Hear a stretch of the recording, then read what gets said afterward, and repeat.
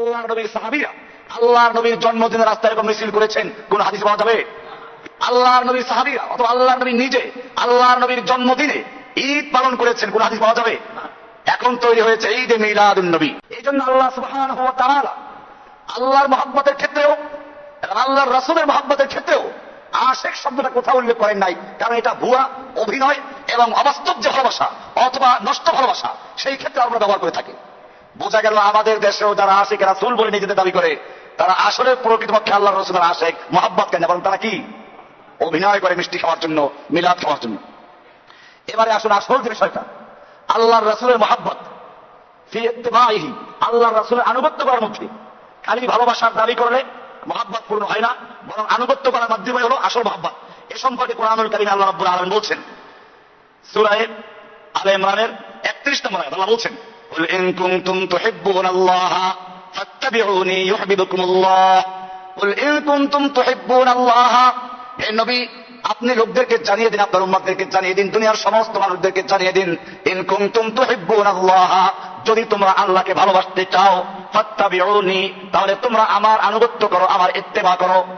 এখানে বলা হয় নাই যে আমার মহব্বত যদি করো তাহলে তোমরা আল্লাহকে ভালোবাসতে চাইলে তোমরা নবীকে ভালোবাসো, ভালোবাসার দাবিদার হও, আশিকে নবী সম্মেলন করো, ঘরে ঘরে মিলাদ দাও, নবীর জন্মদিনের জশ্নের জন্য সেই যে মিলাদ বের করো। আল্লাহর নবীর সাহাবীরা আল্লাহর নবীর জন্মদিনের রাস্তায় এরকম মিছিল করেছেন, কোন হাদিসে পাওয়া যাবে?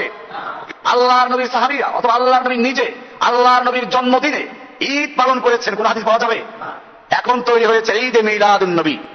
হাদিসের যতগুলো হাদিস আছে আপনি সব হাদিসের কিতাবে একটা অধ্যায়ের শিরোনাম পাবেন, বাবুল ঈদাইন, দুই ঈদ সম্পর্কে, ঈদুল আযহা, ঈদুল ফিতর।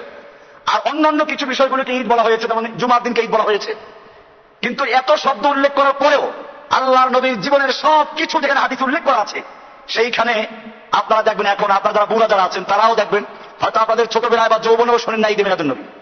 এই কয়েক বছর ধরে ঢাকা এবং পাকিস্তানের কিছু লোকেরা এই নতুন ঈদের জন্ম দিয়েছে, ঈদে মিলাদুন নবী। আল্লাহর নবী নিজে তার জীবদ্দশায় ঈদে মিলাদুন নবী উদযাপন করেছেন কিনা, সাহাবায়ে কেরাম করেছেন কিনা? আমরা হাদিস তালাশ করে দেখি যে আল্লাহর নবী কোথাও এটা করেন নাই। হ্যাঁ, একটা আবু দাউদের একটা হাদিস আছে, আল্লাহর নবী সাল্লাল্লাহু আলাইহি ওয়াসাল্লাম বলেছেন, তোমরা সোমবারে রোজা রাখো, কারণ আমি সোমবারে জন্মগ্রহণ করেছি। রোজা রাখতে পারো সোমবারে, এই রোজা রাখে না কেনা? রোজা রাখার খবর নাই, যেটা আছে ওটা খবর নাই, আছে ঈদে মিলাদুন নবী। তাছাড়া এই যেই দিনটাকে ঈদে মিলাদুন নবী পালন করা হচ্ছে, রবিউল আউয়ালের 12 তারিখ, ইতিহাসের যত কিতাব, সিরাতের যত কিতাব তালাশ করে দেখবেন, কেউ এটা প্রমাণ করতে পারে না যে এই দিনে আল্লাহ নবী জন্মগ্রহণ করেছেন। আরবি মাস যদি 29 ধরা হয় বা 30 ধরা হয় বা একটা 29 কা 30, কোনোভাবেই আল্লাহর রাসূল সাল্লাল্লাহু আলাইহি ওয়াসাল্লাম যে বছর জন্মগ্রহণ করেছেন সেই বছর সোমবার হবে, আবার 12 রবিউল আউয়াল হবে, তা মিলানো যায় না। সোমবার ঠিক থাকলে 12 ঠিক থাকে না, 12 ঠিক থাকলে সোমবার ঠিক থাকে না। এই জন্য মুহাদ্দিসিনে কেরামদের এবং ঐতিহাসিকদের বেশিরভাগদের রায় হলো আল্লাহর নবীর জন্মগ্রহণ করেছেন 9 রবিউল আউয়াল, আর ওয়াফাত মৃত্যু হয়েছে 12 রবিউল আউয়াল। বোঝা গেল 12 রবিউল আউয়াল জন্ম আল্লাহ রাসূল গ্রহণ করেছেন কিনা এটা নিয়ে দ্বিমত আছে, কিন্তু আল্লাহর নবী যে 12 রবিউল আউয়াল ইন্তেকাল করেছেন, মৃত্যুবরণ করেছেন, এতে কোনো দ্বিমত নাই। তাহলে বোঝা গেল আল্লাহর নবীর মৃত্যু দিনটাকে, আল্লাহর নবীর মৃত্যু দিবস যারা সর্বসম্মতিক্রমে সেই দিনটাকে ঈদে মিলাদুন নবী পালন করা মানে হচ্ছে যারা আল্লাহর নবী দুনিয়া থেকে চলে যাওয়ায় খুশি, আল্লাহর নবীর আদর্শকে ভালোবাসে না, আল্লাহর নবীর সুন্নাহকে প্রতিষ্ঠা করতে চায় না, তারাই কেবল ঈদে মিলাদুন নবী পালন করে, ঠিক কিনা?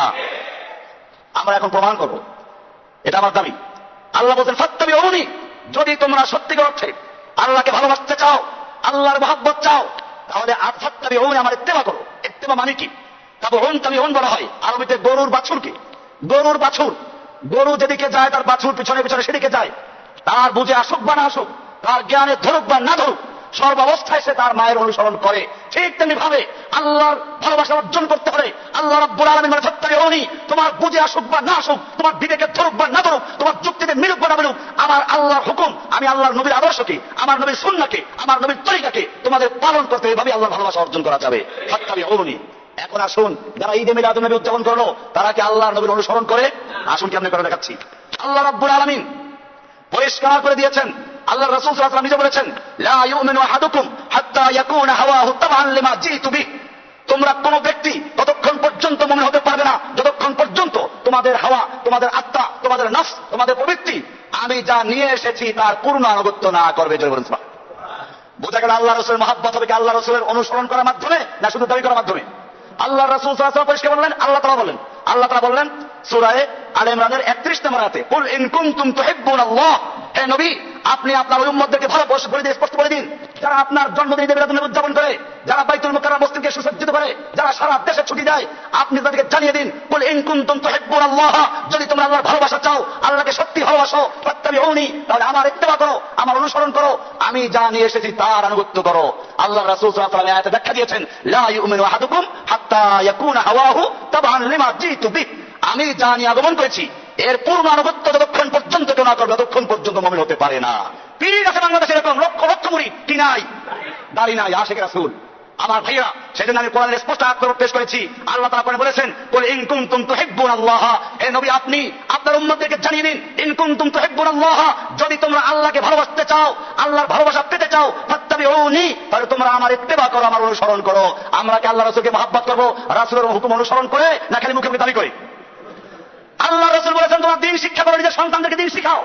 আমরা নিজের সন্তানকে দ্বীন শিখাবো না, নিজের সন্তানকে পড়াবো ইংলিশ মিডিয়াম স্কুলে অথবা কুফফাদের স্কুলে, যেখানে মেয়েদেরকে এখন কি করে একটা ঘাগরি পড়ায়, রিক্সা উঠে পারে, কাপড় যায়, উলঙ্গ করে মেয়েদেরকে স্কুলে দেওয়া হচ্ছে। আজকে মেয়েদেরকে এরপরে খ্রিস্টানরা ওই স্কুলে খামাকালি করে বার্থডে না থাকে, জন্মদিবস না থাকে, তোমরা জিজ্ঞেস করে আজকে তোমাদের কারো জন্মদিন আছে? একদিকে আছে, আমি তোমাদের সবাইকে চোখে খাওয়াচ্ছি। এইভাবে মুসলমান সমাজে এই ইহুদি খ্রিস্টানদের কালচার ঢুকিয়ে দেওয়ার জন্য, এভাবে ইহুদি খ্রিস্টানদের তরিকা ঢুকাবার জন্য, ইহুদি খ্রিস্টানদের পোশাক ঢুকাবার জন্য কাজ চলছে। আর মুসলমান সন্তানদেরকে দাবি করে আমরা মুসলমান, ছেলেদেরকে পড়াই ইংলিশ, ওই খ্রিস্টানদের স্কুলে ছেলেদেরকে পড়ায় ওই ড্যাম নটরি। কোথায়? যেখানে ঢুকলি দেখে খ্রিস্টানদের কি, খ্রিস্টানদের সব কিছু আছে, ঢুকলি দেখে ঈসা আলাইহিস সালাম দাঁড়িয়ে আছে, ওনার বাচ্চা কোলে মারিয়াম দাঁড়িয়ে আছে, এরকম বিভিন্ন জিনিস দেখে মুসলমানদের ঈমান আকীদা নষ্ট করার চক্রান্ত চলছে। এই সবগুলো করে আবার দাবি করে নবীর কি। এই জন্য আমি বলেছি, যদি সত্যিকার আশিক হও, আমাদের উচিত আমরা কাউকে তিরস্কার করার জন্য না, নিজেদের জন্য আমরা আমল করবো। আমরা আমাদের জীবনে প্রত্যেকটা কাজে কাজে আল্লাহর নবীর সুন্নাহকে অনুসরণ করবো, ঠিক কিনা? আমাদের সব দিকে উল্টা। আল্লাহ নবী বলেছেন, ডান বাম, ডান দিয়ে কাজ শুরু করো, আমরা লেফট রাইট, লেফট রাইট। এগুলো আমার এই বইতে আছে, বই নিয়ে যাবো আজকে, আজকে পর্যাপ্ত বই আছে, এই বইগুলো কিনবেন। 2টা বই বের হয়েছে, এগুলো সবগুলো আছে। এই কথা, এই ডান বাম এই সমস্ত তারা এতক্ষণ যে বয়ান করলাম, আল্লাহর বিধান, এই চুরি করা বিধান, জেনা বিচারের বিধান, সম্পত্তির বিধান, সুদের বিধান, সুদ সম্পর্কে স্পষ্ট অনেক লম্বা লেখা আছে। এই জন্য এগুলো পড়বেন, পড়ে তারপরে আল্লাহ বিধানকে জানবেন। এই বইগুলো কোনো খাজা ওয়ার কেসা লেখা না, পীরের কেসা না, বাবা দান পীর, দাদা দান পীর, নানা দান পীর, 14 গোষ্ঠী পীর, এই কেসা দিয়ে বই লেখা হয় নাই। এই বইগুলো কোরআন এবং হাদিসের আলোকে পুরা দলিল সহকারে এই বইগুলো পড়বেন, এরপরে নিজের ঈমান অর্জন যাচাই করবেন, আল্লাহর কাছে যেন একজন মুমিন হিসেবে উঠা যায়। আল্লাহ তাআলা আমাদের সে তৌফিক দান করুন, আমিন।